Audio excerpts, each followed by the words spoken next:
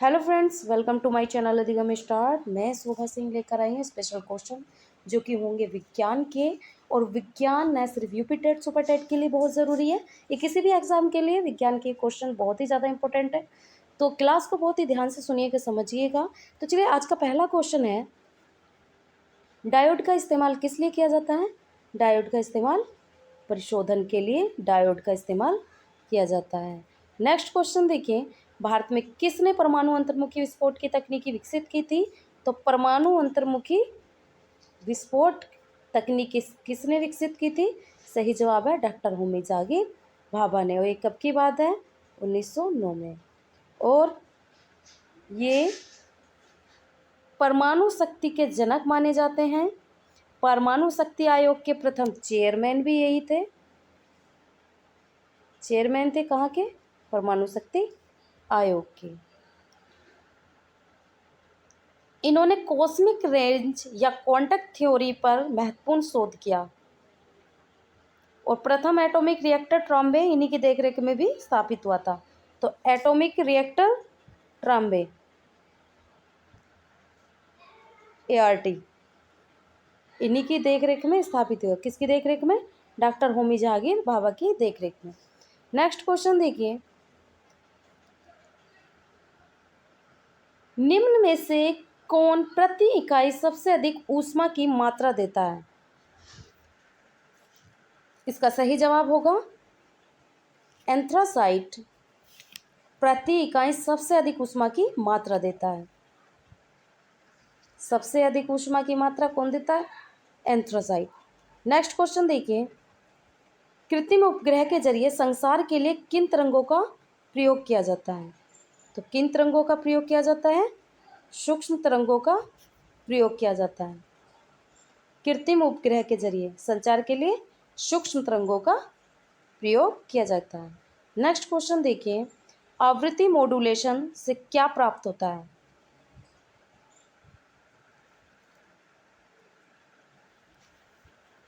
नियत आयाम। सही जवाब होगा आवृत्ति मॉड्यूलेशन में नियत आयाम प्राप्त होता है।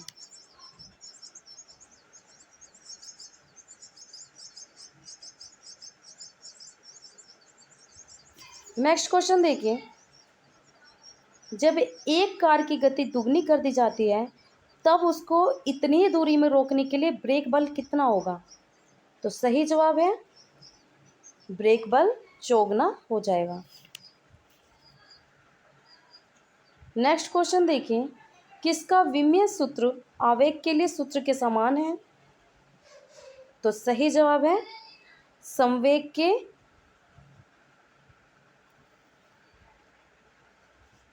संवेग का विमीय सूत्र आवेग के लिए सूत्र के समान है। जब कोई बल मान ली जब कोई बल किसी वस्तु पर थोड़े समय के लिए कार्य करता है तो बल का समय अंतराल के गुणनफल को उस बल का आवेग कहते हैं। नेक्स्ट क्वेश्चन देखिए, निम्न में से कौन सा मूल परिमाण है? तो मूल परिमाण कौन सा है? समय।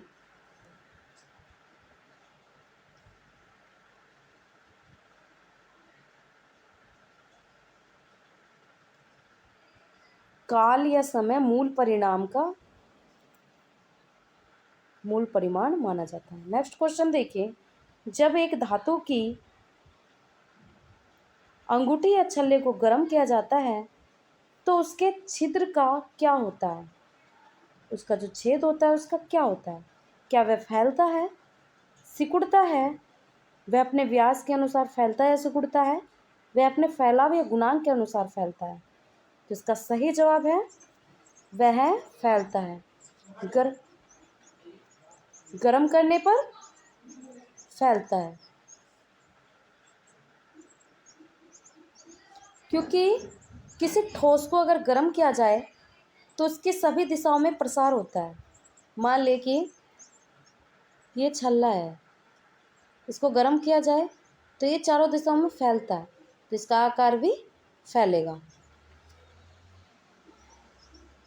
उसके आयतन में भी वृद्धि होगी और छेद में भी फैलाव होगा। नेक्स्ट क्वेश्चन देखिए, यदि एक कोशिका के व्यास को दुगना किया जाए, यदि एक कोशिका के व्यास को दुगना किया जाए तो उसके भीतर के पानी का उठाव कैसा होगा? सही जवाब होगा आधा हो जाएगा।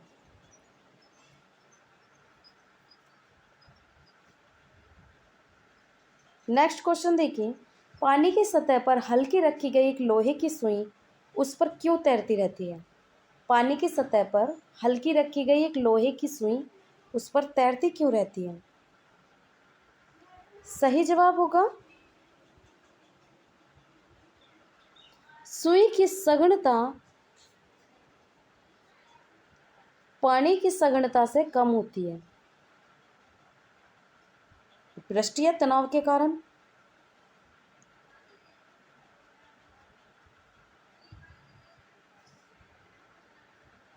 सही जवाब होगा पृष्ठीय तनाव के कारण।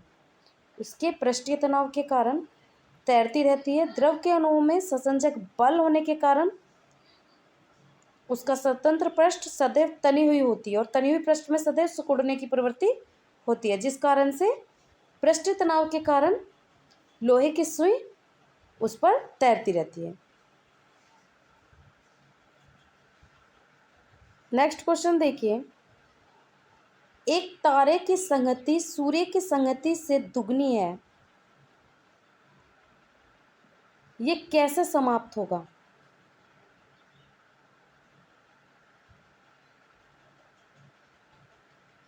एक तारे की संगति सूर्य की संगति से दुगनी है, अंततः कैसे समाप्त होगा?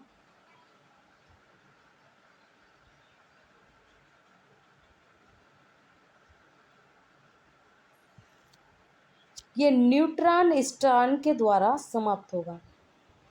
एक तारा है, उसकी संगति सूर्य की संगति से दुगनी होती है, तो ये समाप्त होगा न्यूट्रॉन स्टार के कारण। नेक्स्ट क्वेश्चन देखिए, बरसात की बूंदें बहुत ऊंचाई से गिरती हैं, इसके बारे में कौन सी बात सही है? वे उन अंतिम वेगों के साथ गिरती हैं जो विभिन्न आकारों की बूंदों के लिए भिन्न होते हैं। तो सही जवाब है वे उन अंतिम वेगों के साथ गिरती हैं जो विभिन्न आकारों की बूंदों के लिए विभिन्न होते हैं। मतलब विभिन्न आकार की बूंदें हैं और विभिन्न आकार के उनकी बूंदों के लिए विभिन्न होते क्या? विभिन्न आकार।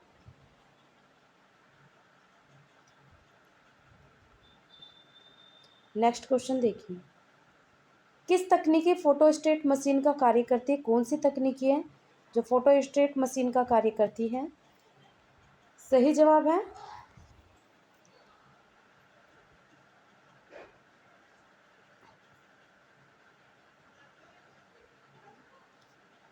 इलेक्ट्रोस्टैटिक इमेज मेकिंग या स्थिर विद्युत प्रतिबिंब निर्धारण।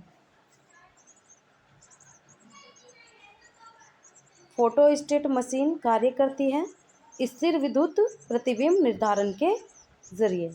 नेक्स्ट क्वेश्चन देखिए, 1 किलोवाट घंटा किसके बराबर होता है? सही जवाब है 3.6 मेगाजूल।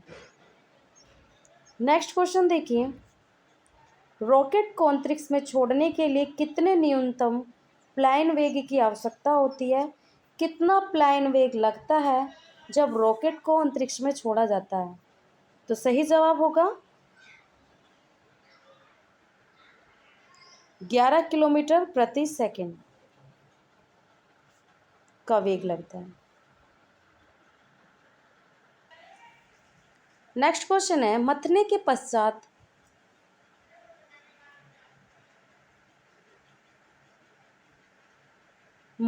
पश्चात जो मक्खन है वो दूध से अलग हो जाता है, इसका क्या कारण है?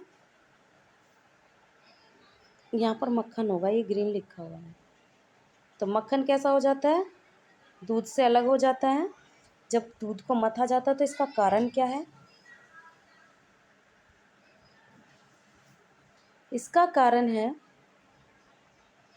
अपकेंद्रीय बल के कारण। ये अपकेंद्रीय बल है और यही बल किसमें, वॉशिंग मशीन में भी इस्तेमाल होता है। वॉशिंग मशीन अपकेंद्रीय बल कह लो या इसको अभिकेंद्रीय बल।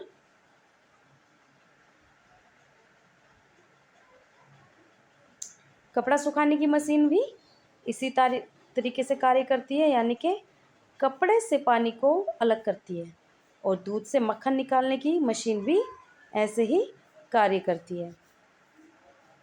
नेक्स्ट क्वेश्चन देखिए, जल का अधिकतम घनत्व होता है,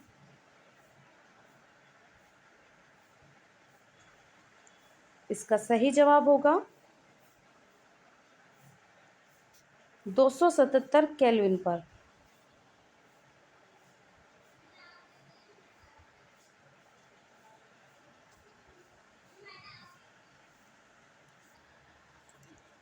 तो 277 केल्विन पर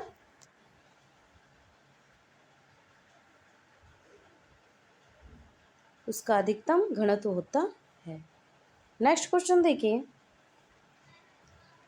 किस ताप पर पानी का घनत्व अधिकतम होता है? तो पानी का घनत्व किस ताप पर अधिक होता है? 4 डिग्री सेल्सियस पर पानी का ताप अधिकतम होता है। नेक्स्ट क्वेश्चन देखिए, एक व्यक्ति स्थिर जल में नाव में खड़ा है, यदि वह किनारे की ओर चले तो नाव क्या किनारे की ओर बढ़ेगी, किनारे से दूर बढ़ेगी, स्थिर रहेगी या डूब जाएगी? तो इसका सही जवाब होगा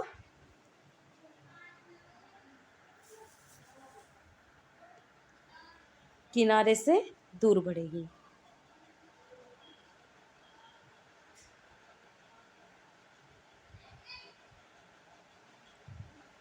नाव किनारे से दूर जाएगी कि न्यूटन के गति के तृतीय नियम के अनुसार प्रत्येक क्रिया के बराबर परंतु विपरीत दिशा में प्रतिक्रिया होती है। नेक्स्ट क्वेश्चन देखिए, प्रेशर कुकर के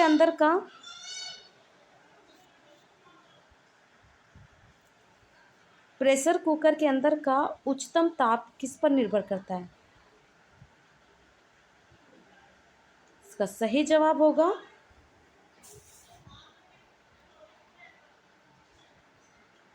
ऊपर के छेद का क्षेत्रफल व उस पर रखे गए वजन पर उच्च ताप निर्भर करेगा। नेक्स्ट क्वेश्चन देखिए, जब कुएं से पानी की बाल्टी को ऊपर खींचते हैं तो हमें महसूस होता है कि बाल्टी, इसका सही जवाब होगा पानी की सतह से ऊपर भारी हो गई है। और ये किस सिद्धांत पर कार्य करेगा? आर्किमिडीज के सिद्धांत के अनुसार वस्तु का भार पानी के अंदर कम तथा पानी की सतह के ऊपर अधिक प्रतीत होता है।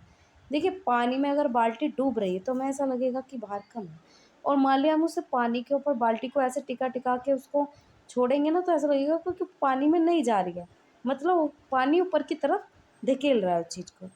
तो कोई ठोस वस्तु द्रव में डुबोई जाती है तो उसके भार में कुछ कमी प्रतीत होती है, और भारी में आभासी कमी द्रव या वस्तु पर ऊपर की ओर लगाए गए बल के कारण होता है।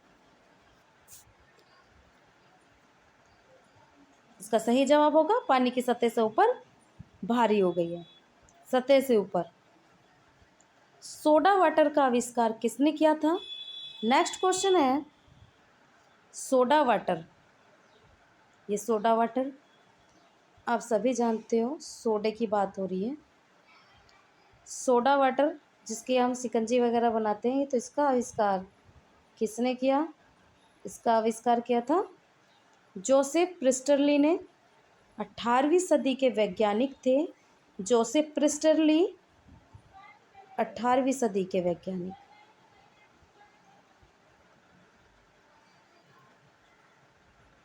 सोडा वाटर का आविष्कार किया। नेक्स्ट क्वेश्चन देखिए, भोपाल गैस त्रासदी में मुक्त हुई जहरीली गैस का क्या नाम था? तो इस जहरीली गैस के बारे में आप सभी जानते हो, मेथिल आइसोसाइनाइट इसका नाम है। भारत के मध्य प्रदेश राज्य के भोपाल शहर में, भोपाल शहर की बात है, और ये सन 1984 की बात है, जब एक कंपनी जिसका क्या नाम था, यूनियन कार्बाइड, यूनियन कार्बाइड के नाम से, यूनियन कार्बाइड में क्या हुआ था, कंपनी के कारखाने से एक जहरीली गैस का रिसाव हो गया और इसमें 15,000 से अधिक लोगों की क्या जान चली गई। भोपाल गैस कांड में मिथाइल आइसोसाइनाइट मिक नाम की यह जहरीली गैस का रिसाव था। कौन सी गैस थी, मिथाइल आइसोसाइनाइट, जिसका उपयोग किसके लिए किया गया, कीटनाशक बनाने के लिए किया जाता था। तो जहरीली गैस थी क्योंकि कीटों को मारने के लिए इसका इस्तेमाल किया जाता था। और ये कौन सी कंपनी थी, यूनियन कार्बाइड। एलईडी का आविष्कार किसने किया था, तो एलईडी का आविष्कार कौन थे, निक होलोनिक जूनियर ने इसका आविष्कार किया, निक होलोनिक। और कब किया, 1962 की बात है ये। एक प्रयोगशाला में इसका आविष्कार किया और इस प्रयोगशाला में वैज्ञानिक एक पद पर कार्य करते थे। एलईडी का इन्हें जनक माना जाता है, किनको, निक होलोनिक को। नेक्स्ट क्वेश्चन देखिए, जेबी डनलप ने किसका आविष्कार किया था, जेबी डनलप ने,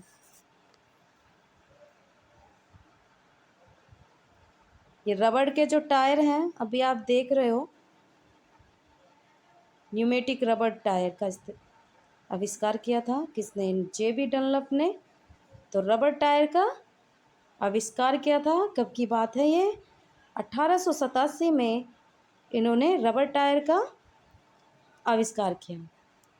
petrol car diesel engine, petrol car का कार्ल वेंच, डीजल इंजन का रुडोल्फ डीजल, पनडुब्बी का डेविड बुस्नेल, मोटरसाइकिल का कोस्टैक के डेमलर ने, जेट इंजन का सर फ्रैंक बिटल ने और रॉकेट का रॉबर्ट गोडार्ड ने। ये मैंने आविष्कारक के नाम बताए हैं। अभी मैं आपको बताती हूँ कि जेबी डनलप यूनाइटेड किंगडम में जन्मे थे। कहाँ के थे, यूनाइटेड किंगडम में जन्मे थे। सन 1887 में इन्होंने न्यूमेटिक रबर टायर का आविष्कार किया। नेक्स्ट क्वेश्चन देखिए, बैरोमीटर का आविष्कार किसने किया था, सही जवाब है एवांजेलिस्ता टोरिसेली, बैरोमीटर का आविष्कार किया। और ये बैरोमीटर किस काम में आता है, वायु दाब मापी के रूप में, वायु की तीव्रता नापने के लिए इसका इस्तेमाल किया जाता है। वायु की तीव्रता, कितनी तेज हवा चल रही है, वायु की तीव्रता नापने के लिए बैरोमीटर का इस्तेमाल किया जाता है। इसके आविष्कारक कौन थे, एवांजेलिस्ता टोरिसेली। नेक्स्ट क्वेश्चन देखिए, एक्सरे का आविष्कारक कौन थे, एक्सरे के आविष्कारक विलहेल्म रोंटगेन, विलहेल्म रोंटगेन एक्सरे के आविष्कारक थे। नेक्स्ट क्वेश्चन देखिए, एलसीडी प्रोजेक्टर का आविष्कार किसने किया था,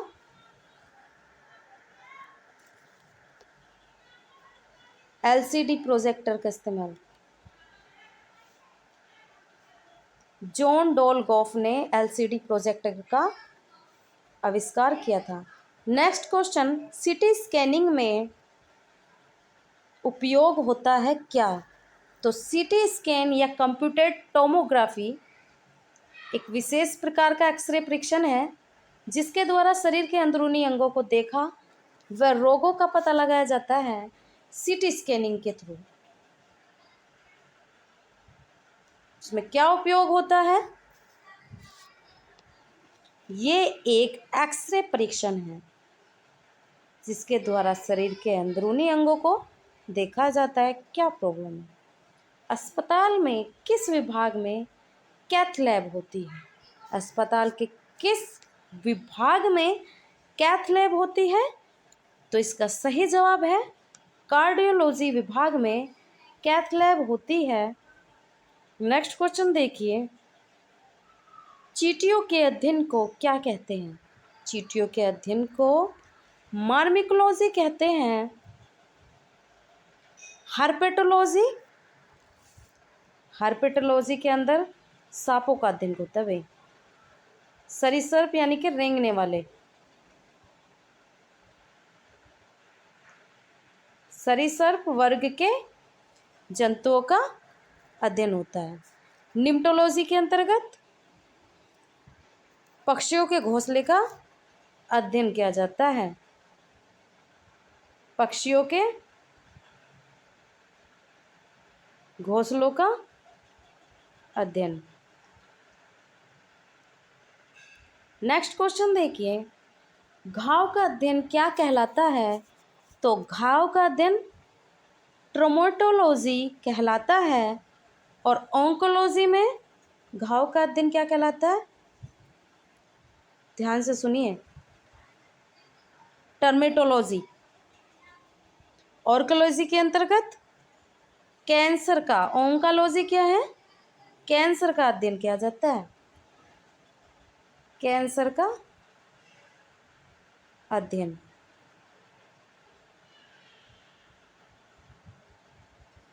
और डर्मेटोलॉजी में त्वचा का अध्ययन किया जाता है। त्वचा का। अभी मैं बताऊं, कालोलॉजी कुछ भी नहीं है, ठीक है। नेक्स्ट क्वेश्चन देखिए, नेक्स्ट क्वेश्चन में है पैरासीटामोल है क्या? पैरासीटामोल जो कि आप खाते हो कभी फीवर आने पर या दर्द होने पर, किस चीज़ में खाते हो पैरासीटामोल? पैरासीटामोल आप फीवर होने पर खाते हो। और ये करता क्या है?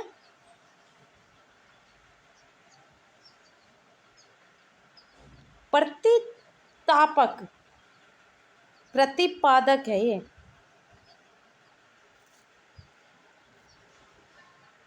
प्रतिपादक तथा दर्दनाशक के लिए। प्रतिपादक या दर्दनाशक दवा है। शरीर में ज्वर तथा पीड़ा होने पर, जब पीड़ा होती है, ज्वर आता है, तो क्या? पैरासीटामोल खाई जाती है। नेक्स्ट क्वेश्चन देखिए, पॉलीथीन निम्नलिखित में से किसका बहुलक है?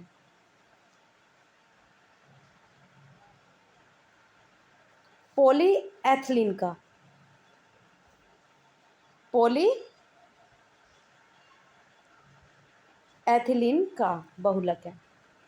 नेक्स्ट क्वेश्चन देखिए, कौन सी फसल मिट्टी को नाइट्रोजन युक्त बनाती है? नाइट्रोजन की अधिकता हो जाती है किस फसल से?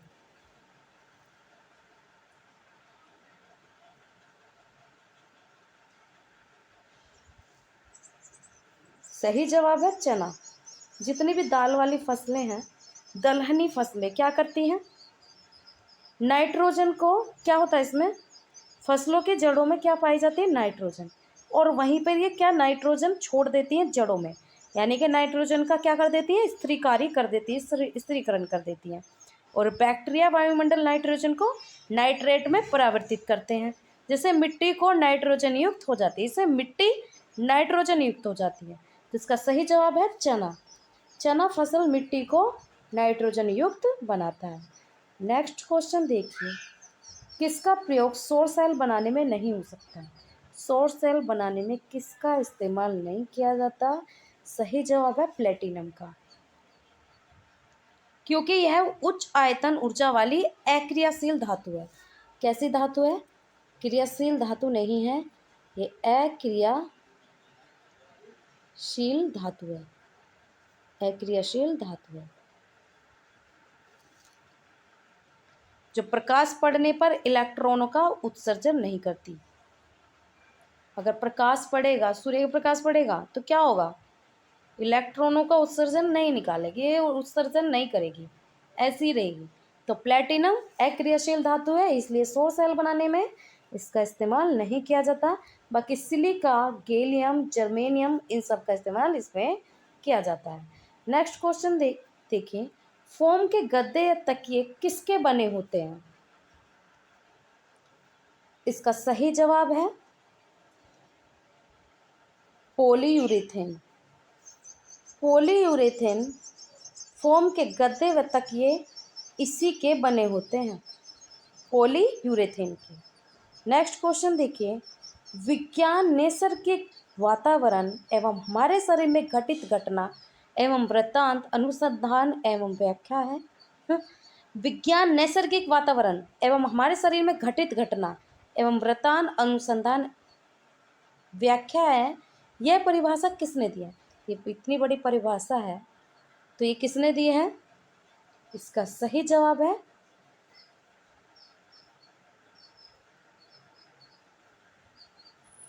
जैकोब्सन महोदय ने यह परिभाषा दी है। नेक्स्ट क्वेश्चन देखिए, निम्न में से कौन सा उत्पाद सड़क बनाने के काम में लिया जाता है? तो सड़क बनाने के काम में कौन सा उत्पाद लिया जाता है? बिटुमेन काले रंग का पदार्थ है, काले रंग का पदार्थ है। क्या बिटुमेन काले रंग का पदार्थ है जिसे पिघलाकर किसमें कंकर में मिलाकर सड़क का निर्माण किया जाता है। आम भाषा में इसे कोलतार भी बोला जाता है, कोलतार या बिटुमिन कंकर में मिलाया जाता है पिघला पिघला के। नेक्स्ट क्वेश्चन देखिए, कपास का बहुलक क्या है? कपास का बहुलक है सेलुलोज। कपास किस रूप में पाया जाता है? बीज आवंटन के रूप में, सरफेस फाइबर। तो बीज आवंटन के रूप में ये पाया जाता है, जिसके बीजों को खोला जाता है तो क्या इसमें से कपास निकलता है। नेक्स्ट क्वेश्चन देखिए, लेजर की खोज किसने की थी? इसकी खोज की थी थियोडोर मेमेन ने। सही जवाब है थियोडोर मेमेन ने लेजर की खोज की थी। नेक्स्ट क्वेश्चन देखिए, अपमार्जक जटिल लवण है। अपमार्जक जटिल लवण कौन सा है?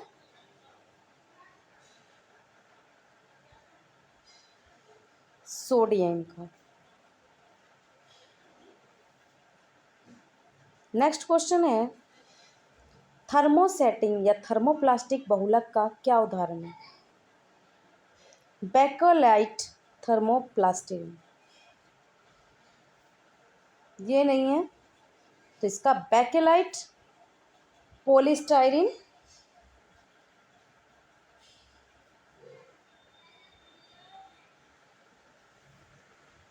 इसका बहुलक है। नेक्स्ट क्वेश्चन देखिए, जीवाणुओं को सर्वप्रथम किसने देखा? छोटे छोटे जीव जंतु जीवाणुओं को सबसे पहले किसने देखा? ल्यूवेनहॉक ने सबसे पहले, एंटनी वन ल्यूवेनहॉक। इसका सही जवाब है एंटोनी वन ल्यूवेनहॉक ने सबसे पहले जीवाणुओं को देखा। और उसके बाद रॉबर्ट हुक ने सर्वप्रथम कोशिका की खोज की। लुई पास्चर ने निर्जलीकरण पर आधारित पॉस्चराइजेशन का सिद्धांत दिया। तो रॉबर्ट हुक ने क्या किया था? रॉबर्ट हुक ने कोशिका की खोज की।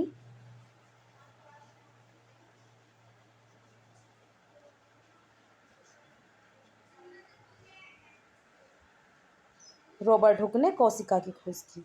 लुई पास्चर ने पॉस्चराइजेशन सिद्धांत दिया। ये पोस्चर से पॉस्चराइजेशन सिद्धांत दिया, ये तो याद रखा रहेगा आपको। रॉबर्ट हुक बड़ा ही आसान है, ये तो सबको याद ही है कि रॉबर्ट हुक ने क्या किया? कोशिका की खोज की। और जीवाणुओं की सर्वप्रथम खोज किसने, जीवाणुओं को किसने देखा? ल्यूवेनहॉक ने देखा। रॉबर्ट हुक ने कोशिका की खोज की, पोस्चर ने पॉस्चराइजेशन सिद्धांत दिया। नेक्स्ट क्वेश्चन देखिए, प्रेशर कुकर में सैम जल्दी से पक जाते हैं। सैम जल्दी से पक जाते हैं प्रेशर कुकर में, क्योंकि क्यों पक जाते हैं जल्दी? क्योंकि दाब बढ़ता है और क्वथनांक भी बढ़ता है। दाब बढ़ेगा, क्वथनांक भी बढ़ेगा। सीधा सीधा सरल जवाब। नेक्स्ट क्वेश्चन देखिए, अपमार्जक हैं क्या? प्रबल अम्ल व प्रबल क्षार की क्रिया।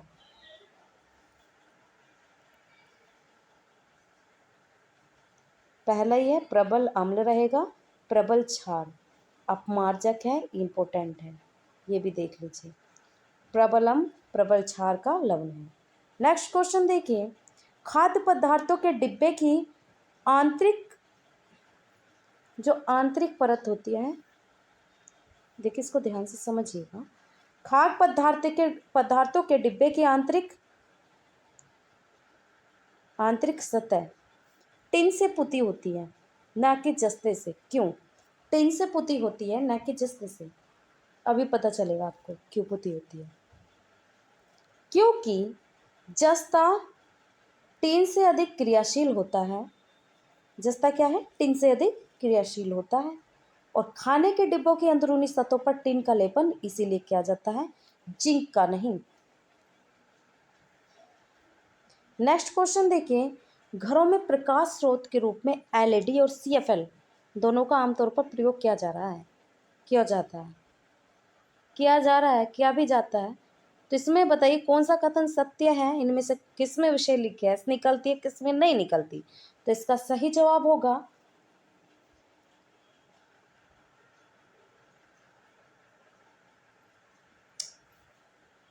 एलईडी बेहतर होते हैं, सीएफएल में से विषैले पदार्थ होते हैं, विषैले पदार्थ निकलते हैं, सीएफएल सही नहीं होती, एलईडी बेहतर होती है।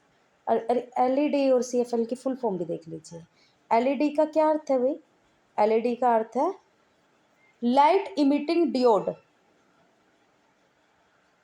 क्या है? Light EMITTING diode, diode. और अगर सीएफएल का देखेंगे तो सीएफएल का क्या है? सीएफएल का है compact fluorescent lamp. CFL compact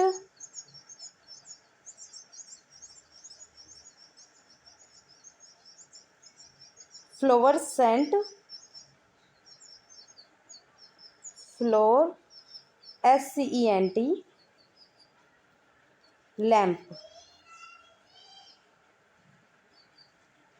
LAMP lamp. Next question देखिए,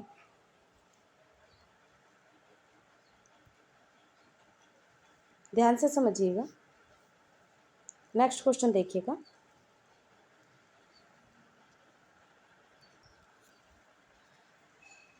विद्युत यंत्रों में बैकलाइट का प्रयोग किया जाता है क्योंकि यह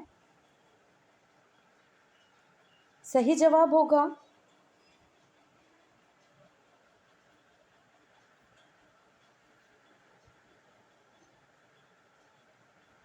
विद्युत का कुचालक होता है। सही जवाब है विद्युत का कुचालक होता है।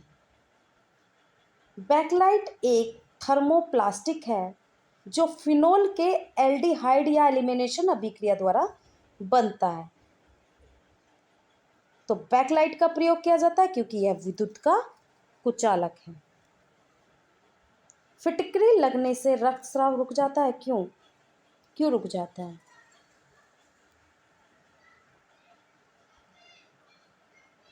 सही जवाब है फिटकरी रक्त को स्कंदित करके थक्का बना देती है, एक जगह इसको रोक देती है और थक्का बना देती है, इसी कारण रक्त रुक जाता है। नेक्स्ट क्वेश्चन देखिए, ये मैं आपको बता रही हूँ, एक आदमी सुनार बनकर घर घर जाता है और लोगों के पुराने स्वर्ण आभूषणों को चमकाने का वचन देता है। कहता है मैं तुम्हारे आभूषण चमका दूंगा। कुछ महिलाएं उनके इन बातों में आ जाती हैं और सोने का आभूषण उस आदमी को दे देती हैं। वे क्या होता है कि जो वह आभूषणों को लेता है तो उन्हें क्या करता है, एक घोल में डाल देता है और आभूषणों में क्या आ जाती है? चमक आ जाती है। चमक आने के बाद सोने के आभूषणों के भार में क्या हो जाती है? कमी हो जाती है। कमी हो जाती है तो दिखाई नहीं देता उनको, लेकिन ये दिख जाता है कि हाँ सोने के आभूषण बहुत अच्छे से चमक रहे हैं। जो महिलाएं होती हैं वो इस बात के बारे में नहीं जानती हैं। यहाँ पर एक आदमी इसलिए बोला है क्योंकि वो धोखेबाज है। सुनार क्या करेगा ऐसे काम? ये तो घर घर घूमेगा नहीं, और अगर सुनार के यहाँ पर लेकर जाओगे तो वो आपको आपका लीगल वर्क करके देगा, न कि इलीगल करेगा। इलीगल करेगा जो आदमी घर घर जा रहा है, तो वो आदमी सुनार बन के जा रहा है और महिलाएं उनके बातों में आ जाती है। वो बहला फुसला के उनकी सोने के आभूषणों क्या करता है, चमकाने का वादा करता है। और वो एक घोल बनाता है। वो घोल क्या है, वो किस घोल का प्रयोग किया जाता है, कौन सा घोल इस्तेमाल करता है? सांद्र HCl और सांद्र HNO3 का मिश्रण घोलता है। सांद्र HCl और सांद्र HNO3 का मिश्रण, इन दोनों का मिश्रण एक जगह प्लस करके घोल को तैयार करता है। नेक्स्ट क्वेश्चन देखिए, इसको पहले ही समझ लेना कि हाँ ये इतनी बड़ी कहानी से क्यों लिखी है। इसके पीछे यही बात है कि अगर एक आदमी ना लिख के सुनार लिख देते तो वो लीगल वर्क होता, वो बहकाता नहीं, सुनार बहकाता नहीं, वो आपका लीगल वर्क करता है। नेक्स्ट क्वेश्चन देखिए, मानव निर्मित रेशों में कौन सा कृत्रिम रेशा कहलाता है?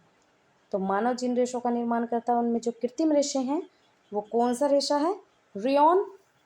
रेयॉन खुद बनाया जाता है। रेशम प्राकृतिक है। रेशम क्या है? प्राकृतिक है। और रेयॉन को मानव खुद तैयार करता है।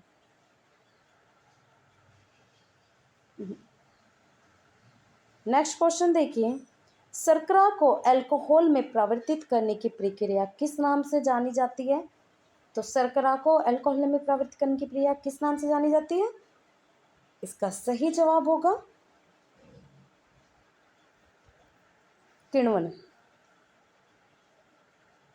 किण्वन प्रक्रिया होती है जो शर्करा को अल्कोहल में परिवर्तित करती है।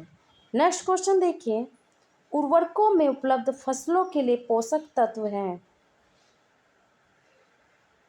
फसलों के लिए जो फसलें उगाई जाती हैं, जो पोषक तत्व हैं जमीन में, वो कौन से हैं?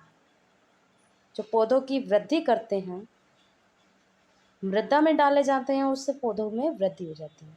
तो इसका सही जवाब है नाइट्रोजन, फास्फोरस और पोटेशियम। आयरन कोई नहीं डालता, आयरन नहीं डाला जाता।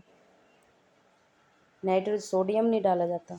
सोडियम नमक क्यों डाला जाएगा? फसलों में वृद्धि थोड़ी ना होगी, बंजर हो जाएगी भूमि। ठीक। पोटेशियम, आयरन, फिर यहाँ पे आयरन का इस्तेमाल हो गया, तो ये सब गलत है। आयरन नहीं इस्तेमाल होगा, सोडियम इस्तेमाल नहीं होगा, आयरन भी इस्तेमाल नहीं होगा। तो क्या नाइट्रोजन, फास्फोरस और पोटेशियम का इस्तेमाल होता है? तो सही जवाब होगा डी। तो फ्रेंड्स, आज की क्लास में इतने ही क्वेश्चन हैं। अगर आपको क्वेश्चन समझ में आ रहे हो तो आप सब्सक्राइब करें चैनल को, ज़्यादा से ज़्यादा शेयर करें। देखिए बीच में कहीं पे मिस्टेक है तो दोबारा से उसको समझाया गया है, और जिसकी ज़्यादा ज़रूरत है उसमें आपको उसको विश्लेषण के साथ बताया गया है। बाकी आप इसको 1-2 बार क्लास को देखोगे तो आपको रट ही जाएगा। तो thank you so much class देखने के लिए। नेक्स्ट क्लास में फिर आपको मिलूँगी, और ऐसी ही वीडियो के लिए चैनल को सब्सक्राइब कर लीजिए।